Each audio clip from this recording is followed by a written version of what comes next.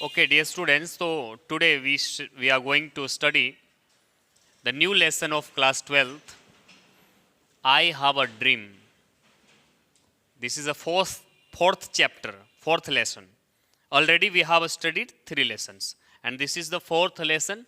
And now we shall read about the author first of all. Then later we shall discuss about more things. So first of all, what is the title of this lesson? What is the heading? तो आई have a dream, I have a dream, मेरा एक सपना है, मेरा एक सपना है। गाना सुने हैं आप लोग? सबका एक सपना होता है। You have also a dream, I have also a dream, everybody has a his one dream. तो सबका एक सपना होता है। तो उसी प्रकार यहाँ पर एक एक मेरा एक सपना है, ये एक लेसन है, 4th नंबर लेसन, जिसका ऑथर है मार्टिन लूथर किंग जूनियर। यहाँ पे ऑथर के बारे में पहले हम लोग पढ़ रहे हैं। तो who is the author of this lesson? Martin Luther King junior. Martin Luther King junior is the author of this lesson. Okay, so यहाँ पर ये कौन कह रहा है कि मेरा एक सपना है? कौन कह रहा है? मार्टिन लूथर किंग जूनियर कह रहा है कि मेरा एक सपना है। ओके, तो नेम तो ये हो गया, नाम। सेकेंड, बर्थ मैंने जन्म कब हुआ? 1929 ईस्वी, एडी मीन्स ईस्वी। और कहाँ हुआ? तो Atlanta Georgia, US, United state, Georgia में, अटलांटा में इनका जन्म हुआ 1929 ईस्वी में। और इनकी मृत्यु बहुत ही जल्दी हो गया, 1968 ईस्वी में ही मेम्फिस में, टेनेसी, यहाँ पे इनकी मृत्यु 1968 ईस्वी में ही हो गया, बहुत ही जल्दी। अगर आप इसका लाइफ स्पेन निकालें तो बच्चों ये 39 वर्ष ही मात्र जीवित रहे। His life span is only 39 years. Was the civil right activist. Was the civil right activist मतलब होता है ये था, क्या था? Civil right activist. Civil right, सामाजिक अधिकार के लिए जो लड़ता है, जो सामाजिक न्याय के लिए लड़ता है, उसी को कहते हैं civil right activist. Influenced by Gandhi ji. Influenced by Gandhi ji का मतलब गांधी जी से प्रेरित थे, गांधी जी के मार्ग पर चलने वाले थे, गांधी जी के अनुयायी थे, उन है ना, प्रेरित थे उनसे, उनसे उनको प्रेरणा मिली थी। ये भी नॉन वायलेंस को अपनाए थे। Was the youngest person to receive the Nobel Prize. Do you know the dear students Nobel Prize? Nobel Prize दुनिया वर्ल्ड लेवल पर जो सबसे सम्मानित प्राइज होता है वो होता है नोबेल प्राइज। और ये सबसे यंगेस्ट पर्सन, यंगेस्ट पर्सन का मतलब सबसे कम उम्र में नोबेल प्राइज प्राप्त करने वाले ये व्यक्ति थे। कौन? Martin Luther King junior. इनको 1964 में ही मिल गया था नोबेल प्राइज, यानी कि इनके मृत्यु के 4 साल पहले ही इनको नोबेल प्राइज मिल गया था। यानी कि आप माने तो 36 वर्ष की आयु में ही, हाँ 35-36 वर्ष के आयु में ही इसको नोबेल प्राइज मिल गया था। तो ये अभी ऑथर के बारे में हम लोगों ने देखा। इससे बहुत सारे ऑब्जेक्टिव क्वेश्चंस आएंगे डियर स्टूडेंट्स। सबसे पहले तो ऑब्जेक्टिव क्वेश्चन आ सकता है कि आई हैव अ ड्रीम के लेखक कौन है? तो मार्टिन लूथर किंग जूनियर आएंगे इसका आंसर। फिर उनका जन्म अगर पूछ दे तो 1929 ईस्वी में कहाँ होगा, तो आप बता देंगे जॉर्जिया या फिर अटलांटा और या यूएस, है ना, ऑप्शन के अनुसार आप टिक करेंगे। फिर डेथ पूछ सकता है।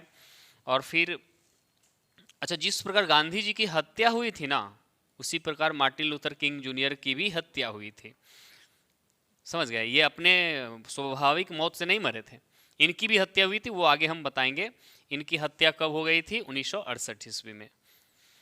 क्या थे वो? तो सिविल राइट एक्टिविस्ट थे। और किन से प्रेरित थे? तो गांधी जी से प्रेरित थे। उनको कब मिला नोबेल प्राइज? तो 1964 में मिला। कौन सा प्राइज मिला? नोबेल प्राइज मिला। और वो youngest person in the world Nobel prize प्राप्त करने वाले थे।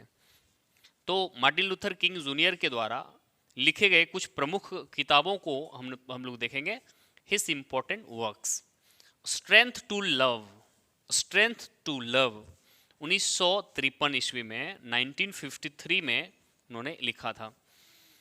नेक्स्ट हम लोग देखेंगे stride toward freedom, the mont the Montgomery story 1958। Next, why we can't wait, हम लोग क्यों इंतजार नहीं कर सकते 1964, यानी कि 1964 में इसको लिखा था उन्होंने, पब्लिश किया था। Where do we go from here, chaos और कम्युनिटी, इसको उन्होंने पब्लिश किया था 1968 में। तो ये कुछ प्रमुख किताबें उनके द्वारा लिखा गया था। इसके अलावा ये जो है आई have a dream, this is a speech, है ना। आई हैव ड्रीम ये क्या है, एक स्पीच है, भाषण है। ये ऑब्जेक्टिव क्वेश्चंस में आएगा कि I have a dream is a dash, तो आपको स्पीच में टिक लगाना है। ना तो ये शॉर्ट स्टोरी है, ना पोएम है, ना इसे है, ये है एक स्पीच जो कि दिया गया था कहाँ पे, delivered on the steps of the Lincoln memorial in Washington DC. America में वॉशिंगटन डीसी है, वॉशिंगटन डीसी में एक लिंकन मेमोरियल है, और उसके सीढ़ियों पर, स्टेप्स ऑफ मतलब उनके सीढ़ी पर, सीढ़ी होगा वहां पे, उनके सीढ़ियों पे खड़ा होकर के उन्होंने ये भाषण दिया था। किसने, मार्टिन लूथर किंग जूनियर ने दिया था। और इस भाषण का जो नाम था वो था आई हैव अ ड्रीम। सबसे पहले उन्होंने इस भाषण में वही कहा था, आई हैव अ ड्रीम, मेरा एक सपना है। ठीक है। This speech has been delivered on 28 अगस्त 1963, 28 अगस्त 1963 ईस्वी को ये speech Martin Luther King junior ने वॉशिंगटन डीसी में लिंकन मेमोरियल हॉल के सीढ़ियों पे खड़ा होकर दिया था। और बाद में इस भाषण का जोरदार असर भी हुआ और लोगों में एक जागरूकता की लहर दौड़ी, और उन्होंने फिर उन्होंने अपने अधिकार के लिए फिर लड़ना शुरू किया। Okay, so I hope that you would have understood till now, till here. Next हम लोग देखेंगे ड्रीम के बारे में, यानी कि मार्टिन लूथर किंग जूनियर का ड्रीम क्या था, सपना क्या था। उन्होंने कहा था ना आई हैव अ ड्रीम, तो उनका ड्रीम एक्चुअली था क्या, तो ड्रीम के बारे में देखें। तो उसका ड्रीम था seeing Alabama as a developed state. वो अल्बामा को एक विकसित राज्य के तौर पर देखना चाहता था, एक विकसित स्टेट बनते हुए देखना चाहता था। किसको, अल्बामा को। क्वेश्चन आएगा मार्टिन लूथर किंग जूनियर किसको एक डेवलप स्टेट देखना चाहता था, तो अल्बामा को देखना चाहता था ऐसा डेवलप स्टेट। जैसे हम लोग बिहार के हैं, तो हम लोगों का ड्रीम क्या होगा, हम लोग बिहार को एक डेवलप्ड स्टेट देखना चाहते हैं, ये हमारा ड्रीम है। तो मार्टिन लूथर किंग अपना अल्बामा को डेवलप्ड स्टेट देखना चाहता था। और क्या उनका सपना था, free of racial distinction between the whites and the blacks. बच्चों, अमेरिका में दो तरह के लोगों के बीच थोड़ा ज़्यादा भेदभाव था उस समय, एक वाइट्स के बीच और एक ब्लैक्स के बीच, यानी वाइट अमेरिकन और black American. Actually white American जो थे वो ब्लैक अमेरिकन पे ज़्यादा प्रभावी थे, उनको ज़्यादा माने दबा के रखने का प्रयास करते थे, स्लेव बनाकर, गुलाम बनाकर रखने का प्रयास करते थे। और मार्टिन लूथर किंग जूनियर जो था वो एक ब्लैक अमेरिकन थे। अगर आपको कोई पूछे कि मार्टिन लूथर किंग जूनियर क्या थे, वाइट्स थे या ब्लैक्स थे, तो वे एक ब्लैक अमेरिकन थे। और ब्लैक अमेरिकन की आज़ादी के लिए, यानी कि उनकी समानता का अधिकार के लिए वो लड़ रहे थे। उनका सपना यही था कि हम लोग ब्लैक अमेरिकन और वाइट अमेरिकन दोनों भाईचारे के जैसा एक साथ मिल करके रहे, दोनों एक साथ बैठ करके खाए पिए मैंने सारा मैंने अपने देश की डेवलपमेंट के लिए मिलकर कदम से कदम मिलाकर चले। मैंने ये जो रंग कलर का जो भेदभाव था ना गोरे और काले के बीच, ये रेशियल डिस्क्रिमिनेशन था ना, उसको वे खत्म करना चाहते थे। वे चाहते थे कि काले और गोरे अमेरिकन दोनों भाईचारे की तरह मिलजुल के एक साथ रहे। जैसे कि भारत में भी पहले ऊंची जाति नीची जाति के तौर पर बहुत सारा भेदभाव था, है ना, जो कि बहुत सारे प्रयास के बाद हमारा जब से संविधान लागू हुआ, डॉक्टर भीमराव अंबेडकर